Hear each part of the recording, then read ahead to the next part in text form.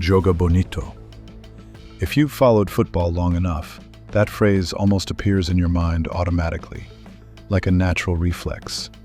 It's not just a concept, it's a feeling, something difficult to put into words. It reminds people of football not through numbers or statistics, but through beauty. In Portuguese, Joga Bonito simply means beautiful football. But the beauty Brazil has always pursued was never something confined within rigid tactical systems or dry textbooks. It's the beauty of spontaneity, of instinctive moments, where players can use any part of their body to control the ball, escape pressure, and create something their opponents could never predict. It feels like street football elevated into an art form, free, wild, yet irresistibly captivating. A kind of football that is deeply human, where emotion and instinct can override logic itself. And to Brazil, that is the purest form of the game. It is pride. It is identity. It is a legacy they believe they gave to the world. From that philosophy, Brazil built an empire. Between 1950 and 2002, they reached 7 World Cup finals and won 5 of them, more than any other nation in history. They didn't need overly complex systems because their squads were filled with extraordinary samba dancers: Pelé, Garrincha, Romario, Rivaldo, Ronaldo Nazario, Ronaldinho. They didn't step onto the pitch just to win. They came to perform. And in doing so, they made the entire world admire them. In the summer of 2006, in Germany, Brazil arrived as defending champions. But what made them even more terrifying than their title was the squad they possessed. It was a true Galacticos of national team. Roberto Carlos, Cafu, Kaká, Ronaldinho, Adriano, Ronaldo. Most of them were either at their peak or close enough to it to still decide games on their own. It was no surprise when they cruised through the group stage with 3 wins against Croatia, Australia, and Japan. In the round of 16, Ghana couldn't pull off an upset either, as Brazil won 3-0 with relative ease. Everything seemed to be unfolding just as expected, Brazil marching forward, the world watching in awe. And then came the quarterfinals, France, a rematch of the 1998 final. For Brazil, this wasn't just another game, it was a chance for revenge. Not just to win, but to win convincingly, to prove that they were still the true pinnacle of world football. On paper, Brazil had the advantage in almost every aspect. A stronger squad, better form, and above all, a Ronaldinho at his absolute peak, the reigning Ballon d'Or winner, the modern symbol of Joga Bonito. France, on the other hand, arrived surrounded by doubts. 2 draws in the group stage, unconvincing performances, heavy criticism.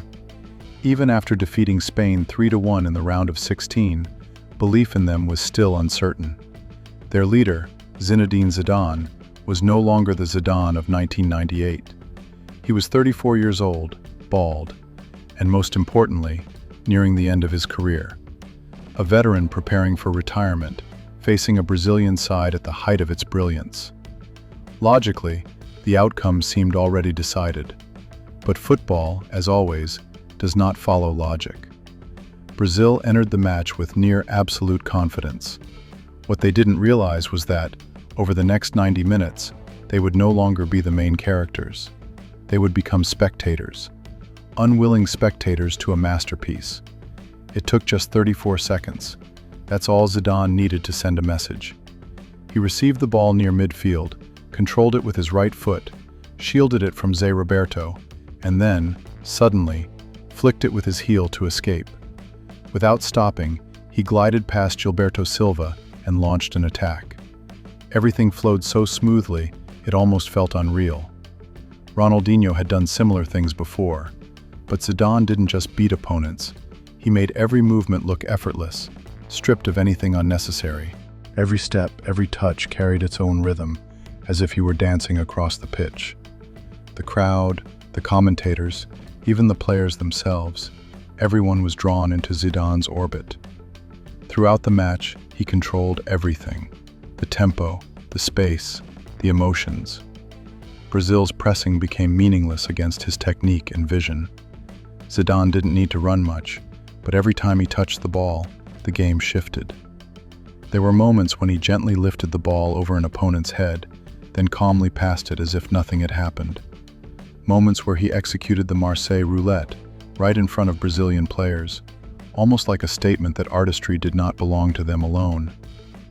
The match ended 1-0. Thierry Henry scored from a Zidane assist.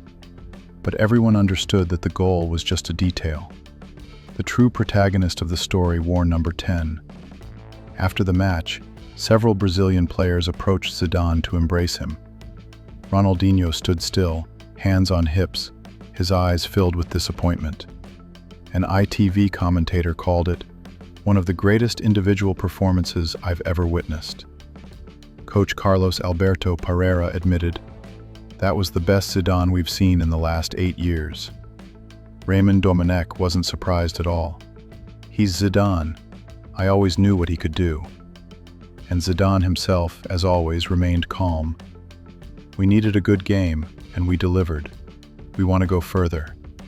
No theatrics, no grand words. But what he showed on the pitch said everything. This wasn't a performance built on a hat trick or explosive statistics. It was the kind of football that makes you unable to take your eyes off every movement. Like a glass of fine wine, not overwhelming, but enough to leave you completely captivated. What's remarkable is that the world almost never witnessed that moment. After Euro 2004, Zidane had retired from international football. At 32, he wanted to spend more time with his family and focus on Real Madrid. The decision wasn't surprising, as France had gone through a difficult period.